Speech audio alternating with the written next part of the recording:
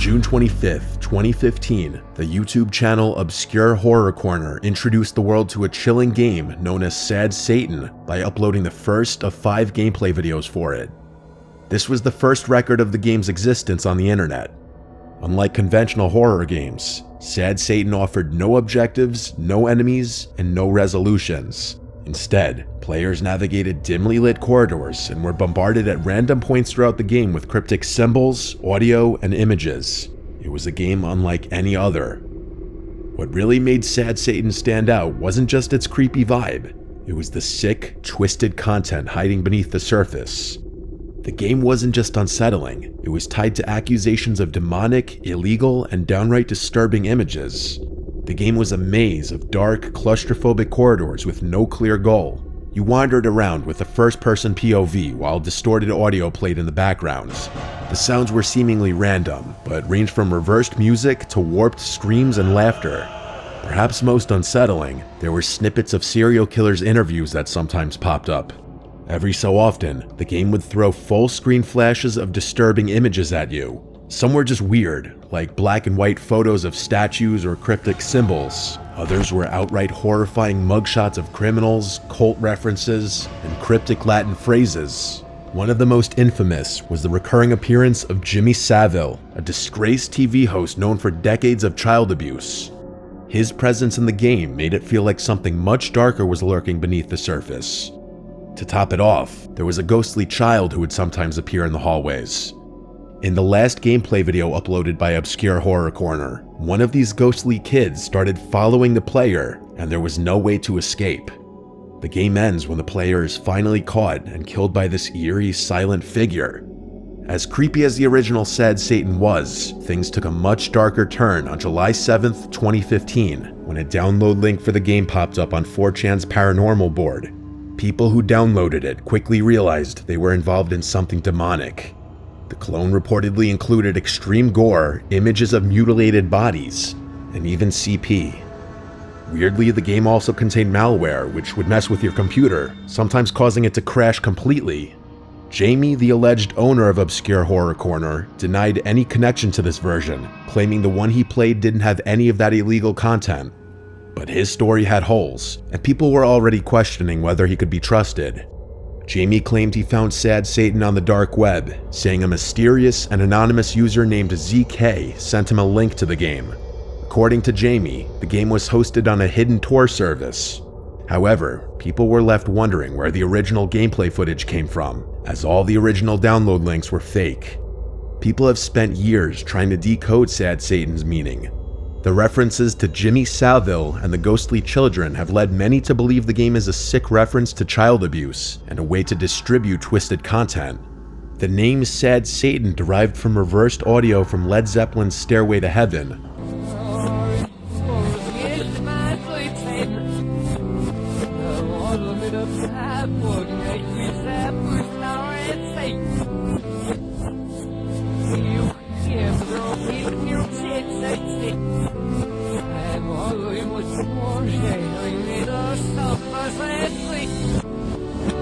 And Latin phrases suggest some kind of satanic or cult theme. After all the controversy, Obscure Horror Corner went silent and the channel was abandoned, but that didn't stop the internet from obsessing over Sad Satan. Fans created clean versions of the game, scrubbing out all the illegal content so people could experience the atmosphere without the risks. What makes Sad Satan stick with people isn't just the horror or the controversy, it's the fact that we still don't know the truth. I would strongly advise against doing any digging, but if you do, be extremely cautious with what kind of messed up stuff you might be getting yourself into.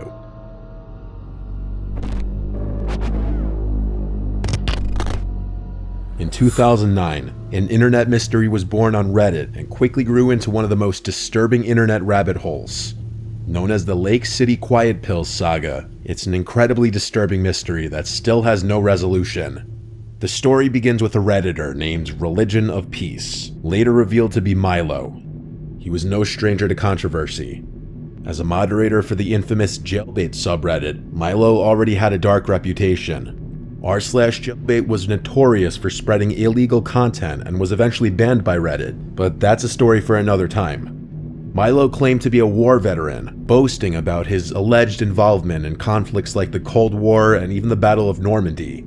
People were divided. Some were impressed by his apparent knowledge, while others doubted his claims. Milo was an unusually active Reddit user, despite claiming to be 80 years old, which added to the skepticism. On May 18, 2009, Milo shared a link to a new website, LakeCityQuietPills.com. He described it as, quote, that old guy's image host. At first, the site seems pretty basic, just a place to upload images. But the name itself, Quiet Pills, gave people pause. It sounded off, like there was more to it than met the eye. Fast forward to July 17, 2009, Milo posted his last ever Reddit comment, which was a rant about spam content. Just hours later, a new user named 2-6 showed up to announce Milo's death. According to the post, Milo had died at his desk, leaving behind no family and only a handful of personal belongings. That's when things got weird. Some Redditors decided to dig into LakeCityQuietPills.com and discovered something chilling. Hidden in the site's source code were cryptic messages that looked like job postings, but these weren't regular jobs. They seemed to reference covert operations. Some examples of the postings include immediate need, 12 SA Spanish speaking, no papers required, and 4 for 24/7 DP, English speakers, Spanish fluency is a plus. The language was filled with military-style acronyms and obscure terms along those lines. One user pointed out that the abbreviation WW meant wet work, or more specifically, assassinations. The plot thickened even more in 2010, when a real-world event seemed to tie directly to the Lake City Quiet Pills saga. On January 19, 2010, Hamas arms dealer Mahmoud al-Mabou was assassinated in a Dubai hotel. He was suffocated by a team of operatives who entered the country using fake identities. This happened on the exact same day as a quote-unquote party mentioned in the source code of LakeCityQuietPills.com. This site listed a detailed breakdown of expenses for the event, hotel rooms, transportation, and even medical supplies that totaled nearly $94,000.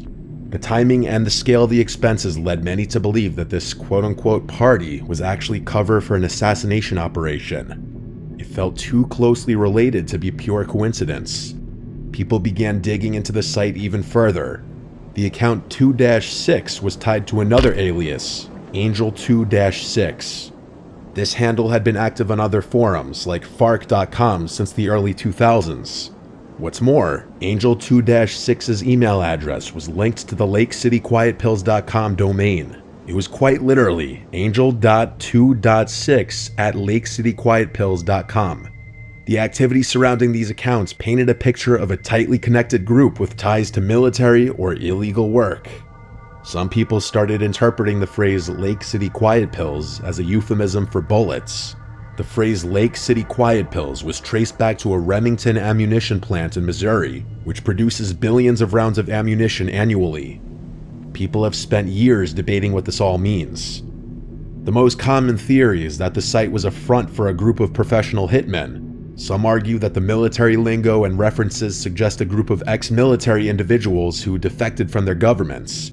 The connection to covert intelligence operations and organizations is clear, but the truth about the site remains unknown. After 2010, the updates to LakeCityQuietPills.com stopped, and the site eventually went offline.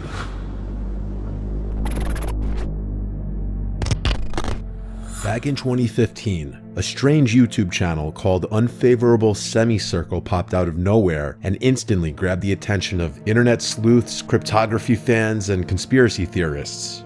It wasn't just the creepy content that made it stand out, it was the sheer scale and weirdness of it all.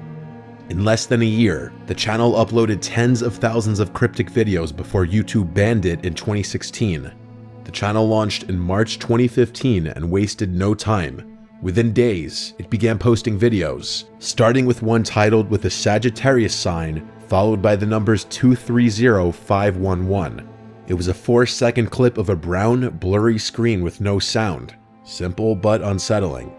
Then came more and more. The scale of the whole operation was insane. Thousands of videos poured in over the months, all cryptic and impossible to make sense of. The uploads were strange for a couple of reasons. Most of the titles included the Sagittarius horoscope symbol for whatever reason.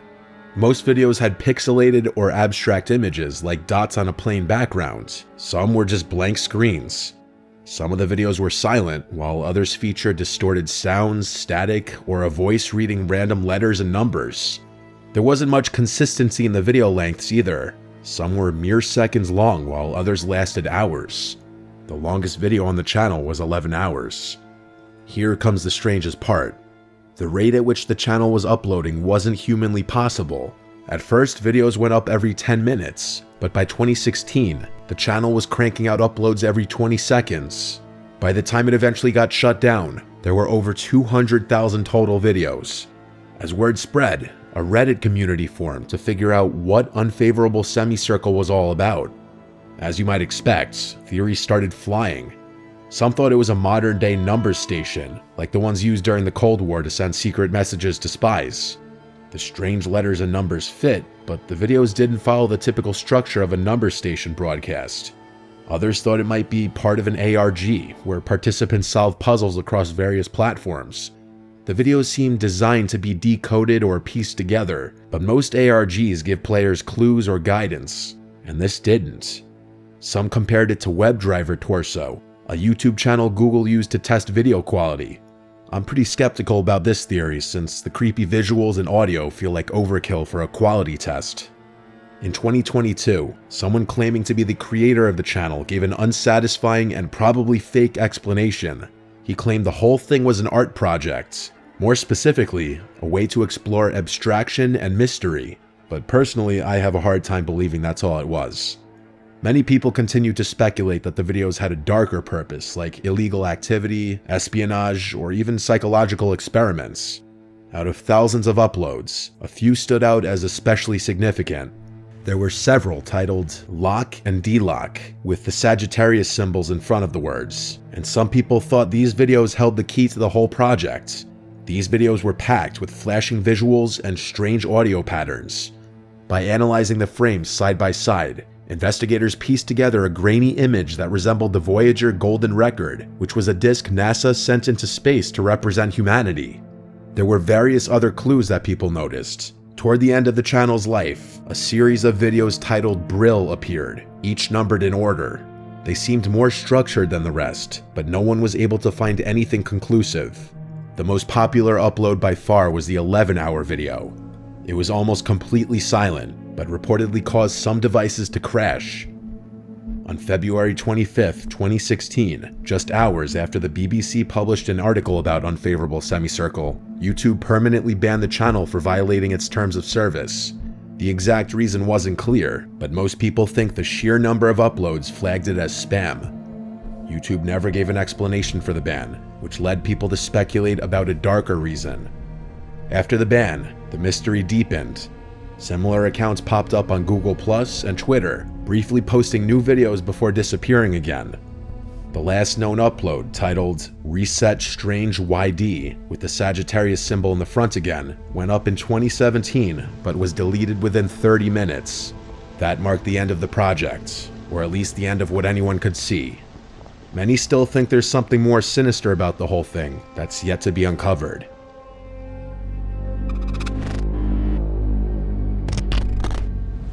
If you've spent any time exploring the darker corners of internet history, you've probably come across stories about Mortis.com. It was a site that represents the perfect mix of curiosity, fear, and frustration. It's a relic from the early days of the web, a time when the internet was still mysterious and largely unexplored.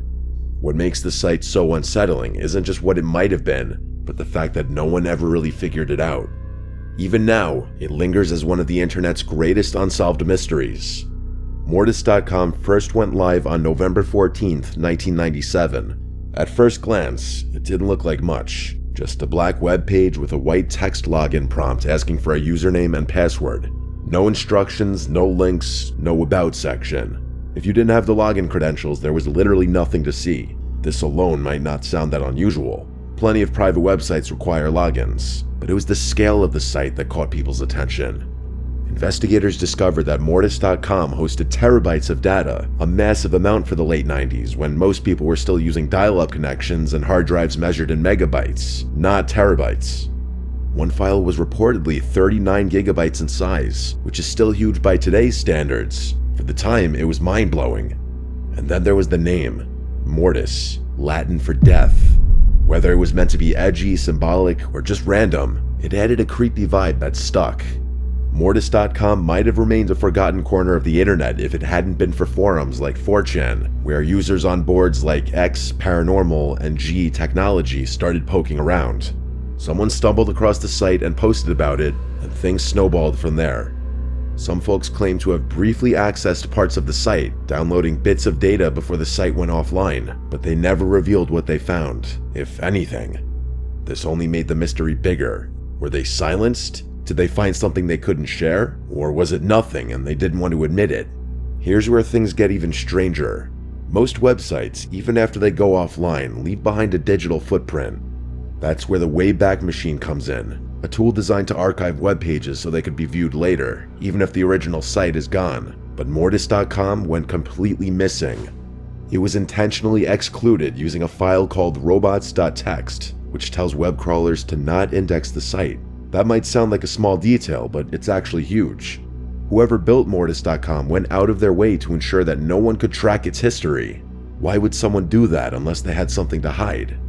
The domain was registered to a man with a bunch of other websites, including Cthulhu.net, EternalNight.com, KarenLing.com, and JoshuaLing.org.